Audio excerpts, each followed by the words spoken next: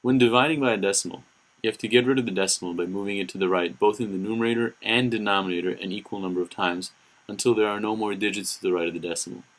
Put zeros in any empty spaces. For example, take a look at the question below, or the questions below. So here we have 8.1 divided by 0.09.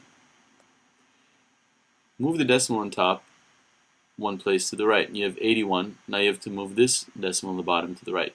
The key here is, when you see a decimal in a fraction, move the decimal to the right until there is no more decimal left, or there are no more decimals left. So here we have 81 now divided by 0.9. And the second key is that however many times you move the decimal on the top, you have to move the decimal on the bottom that many times as well. Well, we still have a decimal, so we have to move this one on the bottom one more. But that means we have to move this decimal over here to the right as well. There's an empty space now, so we put a 0. So this is now 810 over 9. Essentially what we did is we multiplied both the top and bottom by 100. I just find that it's easier to think about physically moving decimals. In any case, 810 divided by 9 is equal to 90. So this, 8.1 divided by 0.009, is actually 90. Similarly, let's do this second one, 7.2 divided by 0.06. Here, move the decimal on the top 1 and on the bottom 1, but since there's still one digit to the right of the decimal, move it over one more time, and you move this one over one more time and put a 0. The key is to keep moving the decimals until there are no more digits to the right. This becomes 720 divided by 6, which is 120. So 7.2 divided by 0.06 is 120. Now let's do some sample problems. Please pause the lecture and try these questions on your own, and then when you're done, resume the lecture and we'll go over the explanations together. So let's take a look at this top question. If a is equal to 0.3, b is equal to 1 divided by 0.3, and c is equal to 1 minus 0.3 minus 1, which one is smallest and which one is largest?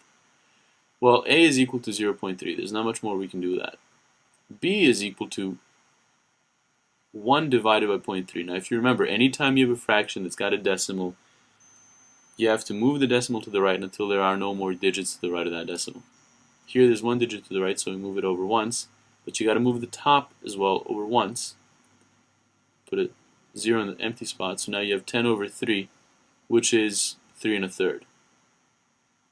Right away we see that b, which is 3 1/3, is bigger than a, which is just 0.3. c is 1 minus 0.3 minus 1. Well, 1 minus 0.3 is 0.7. If you remember, you put 1.0 minus 0.3. So this is the same as 10 minus 3, which is 7, except there's a decimal here. So c is equal to 0.7. Minus 1, rather. Now, 0.7 minus 1 is going to be negative 0.3. So c is equal to negative 0.3, a is equal to 0.3, and b is equal to 3 1/3. b is largest. C is smallest. Let's take a look at this question over here, the one in the middle. What is 0.1 plus 0.1 to the 4th plus 0.1 to the 5th? Well, 0.1 just stays as 0.1. 0.1 to the 4th is equal to 0.1 times 0.1 times 0.1 times 0.1. And 0.1 to the 5th is equal to 0.1 times 0.1 times 0.1 times 0.1 times 0.1. Now, 0.1 times itself 4 times is just going to be 1, but with 4 digits to the right of the decimal, so it's 0.0001. And similarly, 0.1 to the 5th is going to be 0.00001, because you need to have 5 digits to the right. When you add these, you're going to get 0.1001 and then 1.